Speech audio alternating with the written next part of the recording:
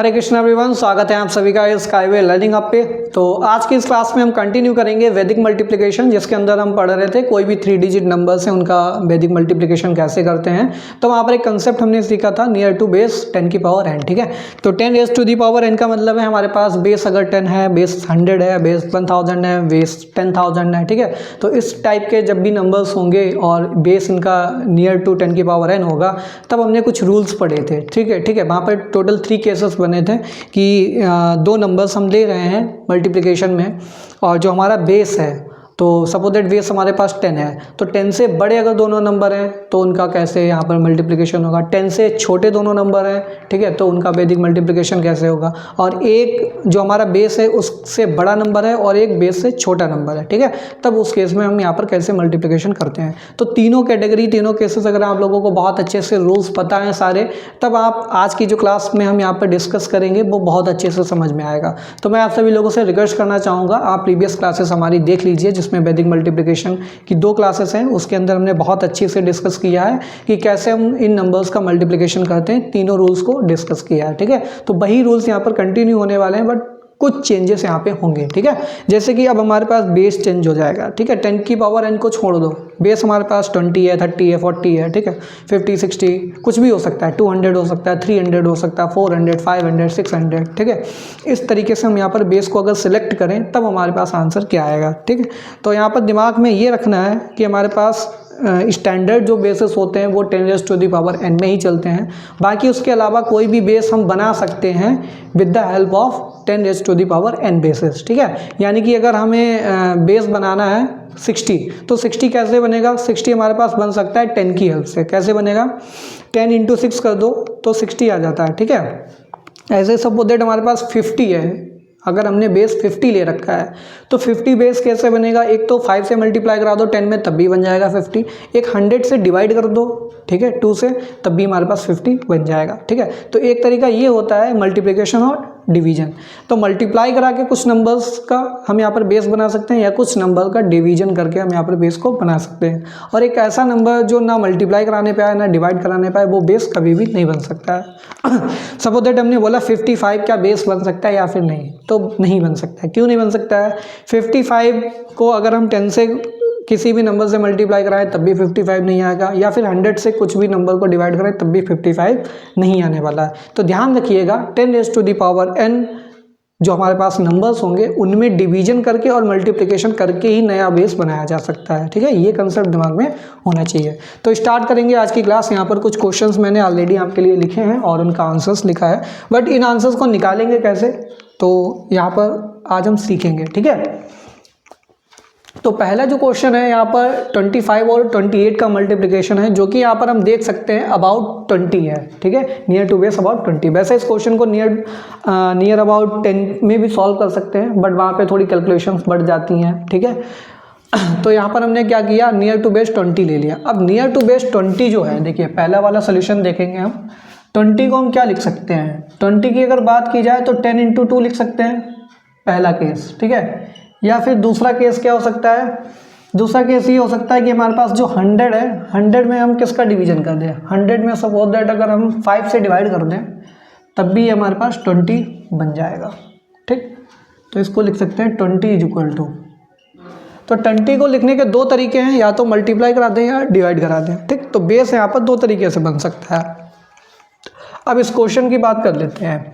जैसे ये 25 लिखा है, 25 और ये लिखा है 28। ठीक, तो 25 और 28 लिखा है, और यहाँ पर हमारा बेस क्या बनाया है, 20 को बेस बनाया हमने। तो जब 20 को बेस बनाएंगे तो वही पुराना मेथड है, क्या करना पड़ेगा, 25 में 20 को सब्ट्रैक्ट करेंगे तो हमारे पास कितना आएगा, 5 आएगा। 28 में हम 20 को सब्ट्रैक्ट करेंगे तो हमारे पास कितना आएगा, 8 आएगा। ठीक है, तो आई होप आपको क्लियर हो गया होगा, ये 5 और 8 आएगा, क्योंकि बेस हमने क्या लिया, यहाँ पर 20 लिया है। फिर हम यहाँ पर क्या करते हैं, एक वर्टिकल लाइन ड्रॉ करते हैं, एक LHS साइड हो जाएगी, एक RHS साइड हो जाएगी। वही पुराना मेथड, क्या करना है, इन दोनों नंबर्स का मल्टीप्लिकेशन, जो कि आएगा 40। ठीक, फिर इसके बाद क्या करना होता है, क्रॉस वाले जो डायगोनल एलिमेंट्स होते हैं इनको ऐड करना होता है, इनको ऐड और इनको मल्टीप्लाई। तो जब इनको ऐड कराएंगे तो ये आएगा 43। ठीक, ये आ गया हमारे पास 43। स्टेप नंबर 1 कंप्लीट हो गया। अब स्टेप नंबर 2 में क्या करना है, अब ये जिसकी हेल्प से बना है बेस उसको देखेंगे। अब सपोज दैट आपने ये वाला लिया है, 20 को आपने बनाया है 10 इंटू 2, तो आप 10 स्टैंडर्ड बेस है हमारे पास भाई, ये जो 10 है ये स्टैंडर्ड बेस है, यहाँ पर 100 है ये भी स्टैंडर्ड बेस है, ठीक है। तो स्टैंडर्ड बेस में 2 से मल्टीप्लाई करा रहे हैं, यानी कि हमेशा जो मल्टीप्लाई कराएंगे या जो नंबर डिवाइड कराएंगे, ठीक है, वही नंबर मल्टीप्लाई या डिवाइड कराते हैं आरएचएस में। क्या कराते हैं वही नंबर को डिवाइड कराते हैं एलएचएस या फिर आरएचएस में, ठीक है। अब सपोज दैट 43 को अगर हम डिवाइड कराते हैं सपोज दैट 5 से, तब तो ये कुछ फ्रैक्शन में आ जाएगा, डेसिमल में, तो डेसिमल में हमें आंसर चाहिए नहीं, तो सिंपल है कि हम इसी वाले को लेकर के चलेंगे, यानी कि मल्टीप्लाई वाले को। तो 43 को हम यहाँ पे कराएंगे 2 से मल्टीप्लाई, ठीक। 43 को हमें क्या कराना है 2 से मल्टीप्लाई।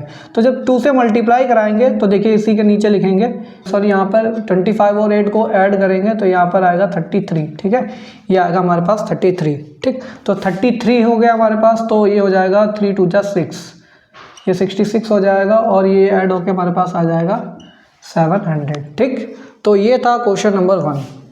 अभी बस सीखना है, इसके बाद तो बहुत ही इजी हो जाएंगे मल्टीप्लिकेशन।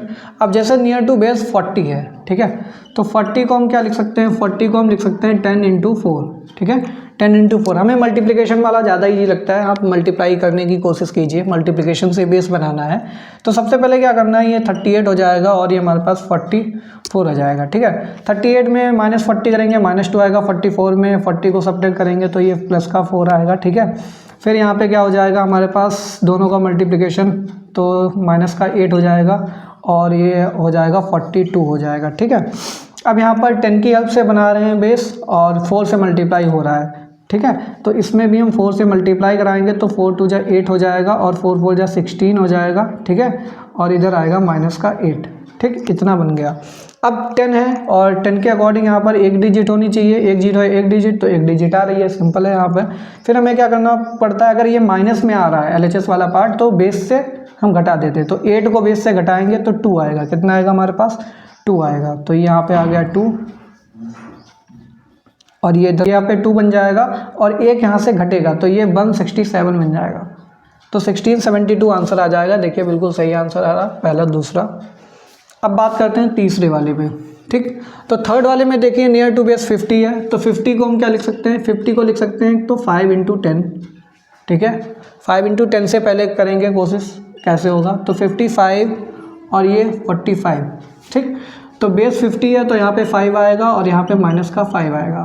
फिर हम क्या करेंगे दोनों को मल्टीप्लाई, माइनस का 25 आएगा, वर्टिकल लाइन ड्रॉ करेंगे, फिर ये आ जाएगा 50, ठीक है।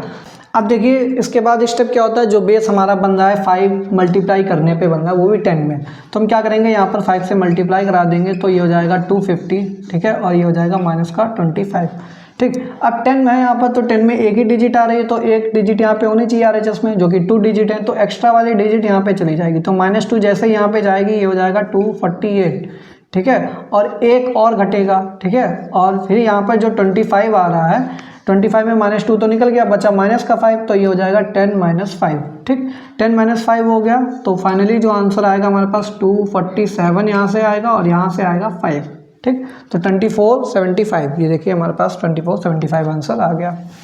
फोर्थ वाले पे आ जाइए। फोर्थ वाले में है नियर टू बेस 200, जैसे कि हमारे पास लिखा है 205 और यहाँ पर लिखा है 210, तो ये नियर टू बेस 200 है, ठीक है। तो नियर टू बेस 200 है, यानी कि 205 में 200 को घटाएंगे तो आएगा हमारे पास 5 आएगा, ठीक, और 210 में 200 को घटाएंगे तो 10 आएगा, ठीक।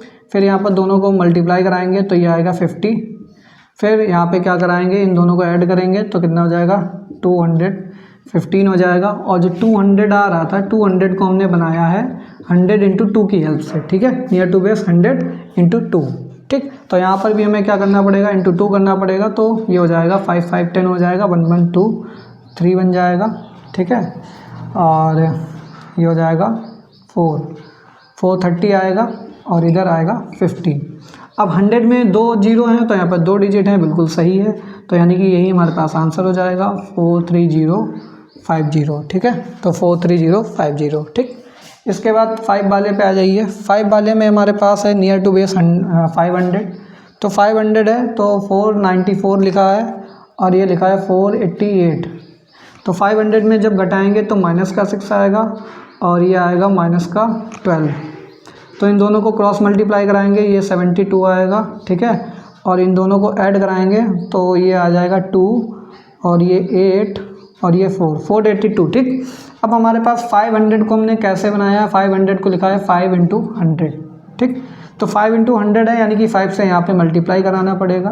तो ये आ जाएगा 5 × 2 = 10 और 5 × 8 = 40 और 41, ठीक है। 4 और 5 4 = 20 और 20 में 4 ऐड करेंगे तो 24, ठीक है।